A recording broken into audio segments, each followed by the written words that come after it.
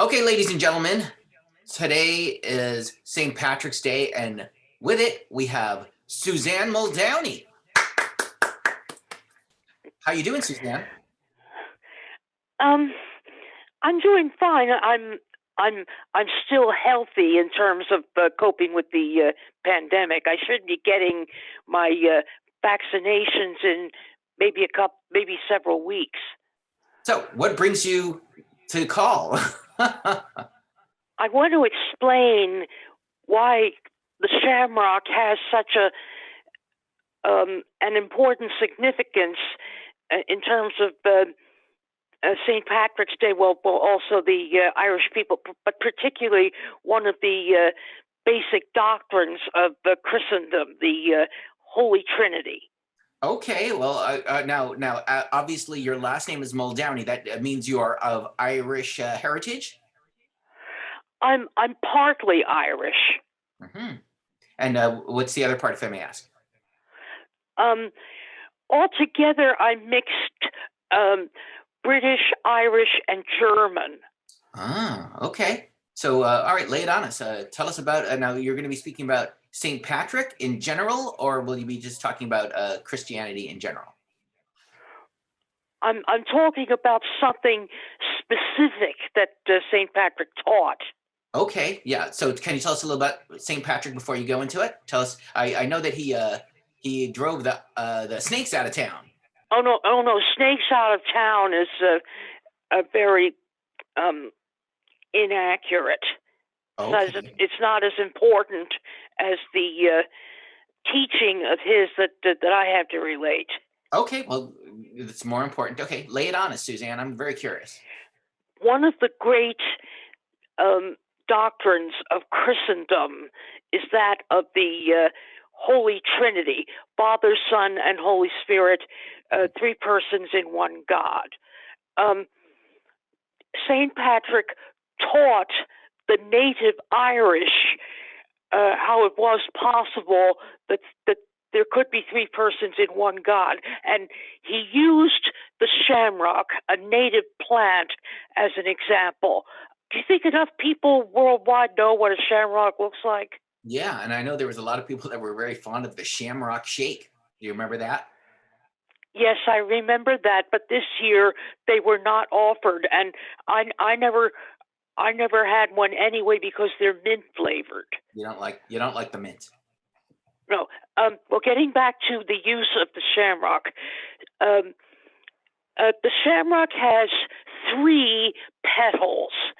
Um, St. Patrick explained that the three petals converged and maintained themselves on a single stem. So he used the plant to make the analogy, the parallel of Father, Son, and Holy Spirit converging and existing as one God. Mm-hmm. And the four-leaf clover is an anomaly, right? That's right. Four-leaf clovers have nothing to do with the doctrine of the Trinity. Okay, very good. All right, so that's very, very interesting. Is there any other good things about this you would like to impart to us for this holiday? How about people's behaviors? How should people conduct themselves on this holiday? They should mind their manners because I've had experience being in some St. Patrick's parades for quite a few years, and sometimes either the spectators or sometimes even the participants don't mind their manners. They some parades I'm in pass out brochures and application forms in advance, and they make the rule that no alcohol is permitted before or during the parade. You should wait till after. What? Um, So it is a dry parade. There's nobody drinking on a St. Patrick's Day. No drinking.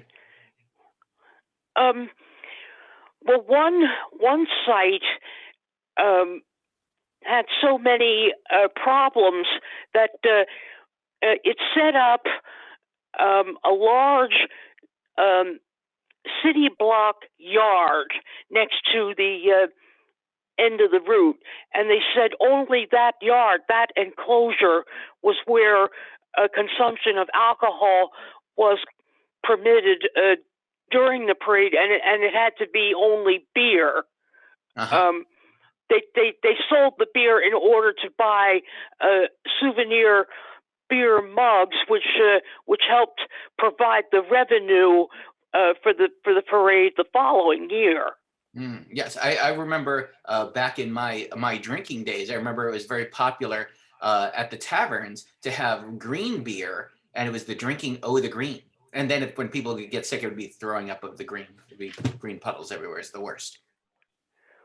Well, what was the chemical makeup of the green dye? I believe just food coloring, but I think just people were drinking so much. You know what we used to call St. Patrick's Night?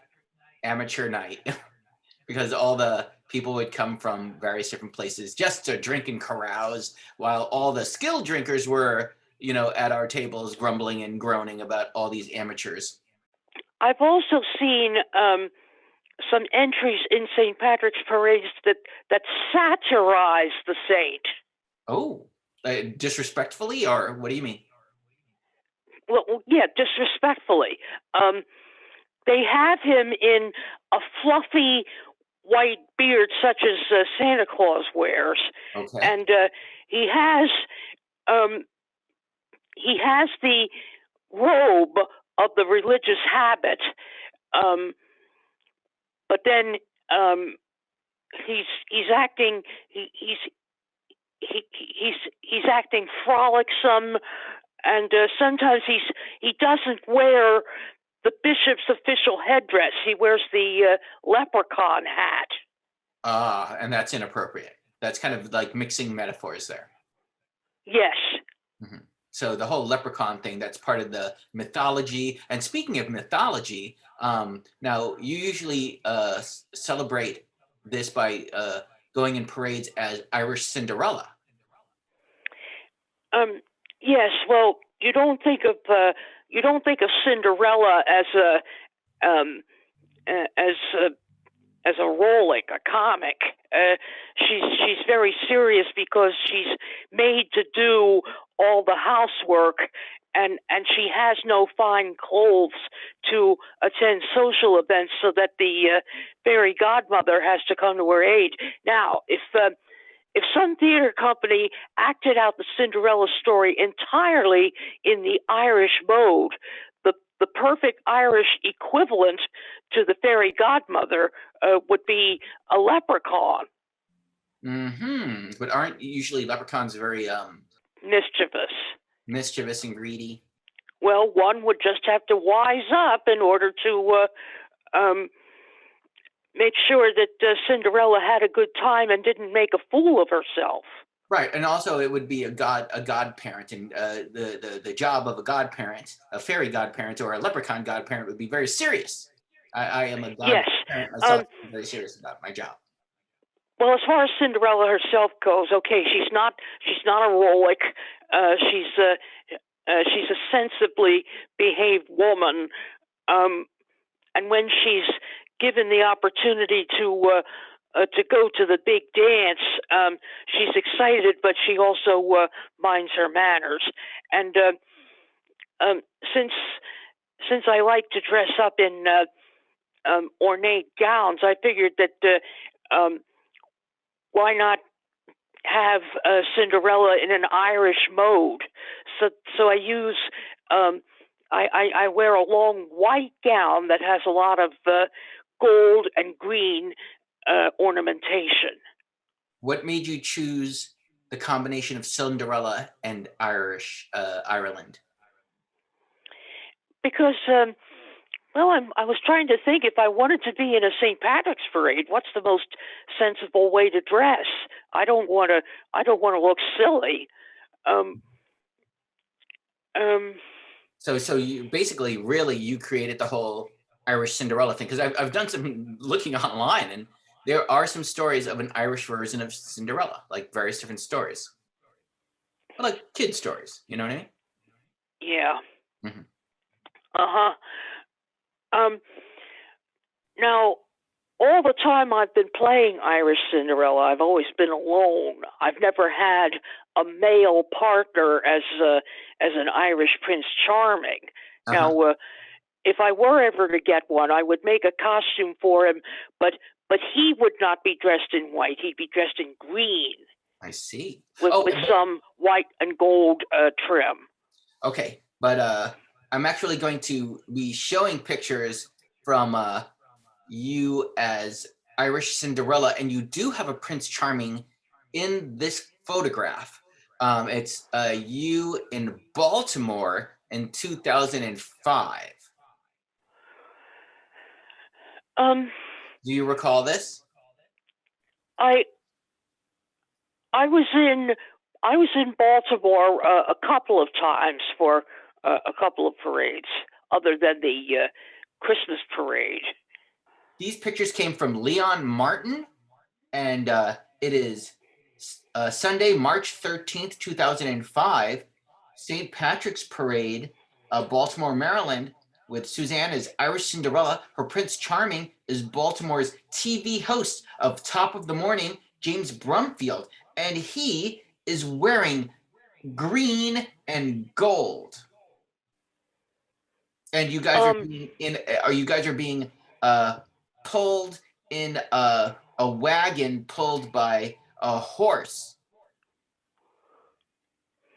Can you tell by the man's clothes whether he's what period style is he? Is he medieval or maybe something later? It looks medieval to me, and he seems to be holding some long cane of some sort. Oh, it looks like a halberd or some sort of weapon to like fend people off.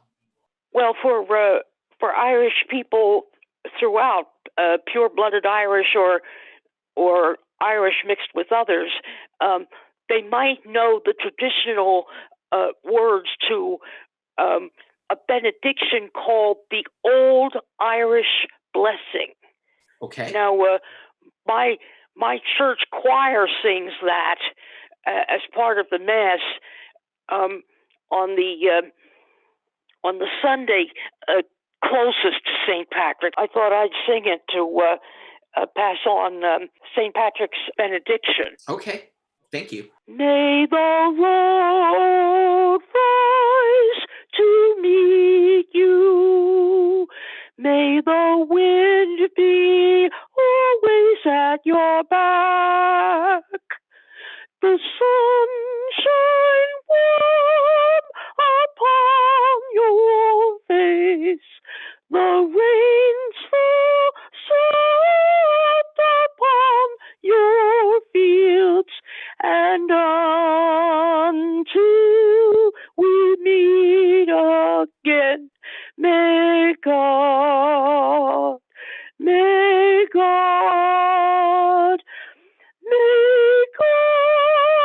hold you in the palm of his hand. May the Lord bless you and keep you.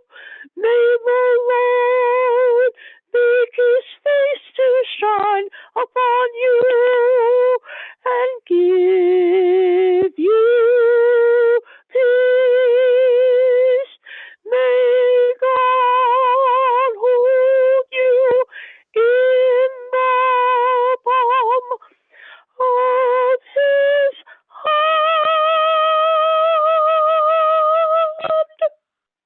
Thank you, Suzanne. The song's actually a bit longer than that. After may God hold you in the palm of his hand, may the road rise to reach you, etc., etc., etc., etc., repeats itself. I see. I figured I had limited time, so I shouldn't do the repetition.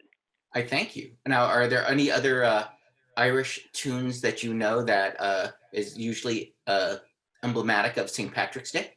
Well, I've heard of When Irish Eyes Are Smiling, but I don't think that has to do anything with St. Patrick.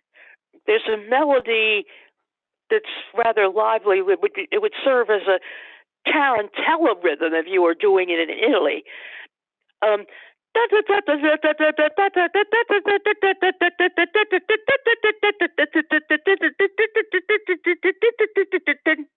Right, right, If right. there's That's a, kind of an I Irish don't know. jig. It was kind of like an Irish jig when they would do that kind of a thing. Yeah.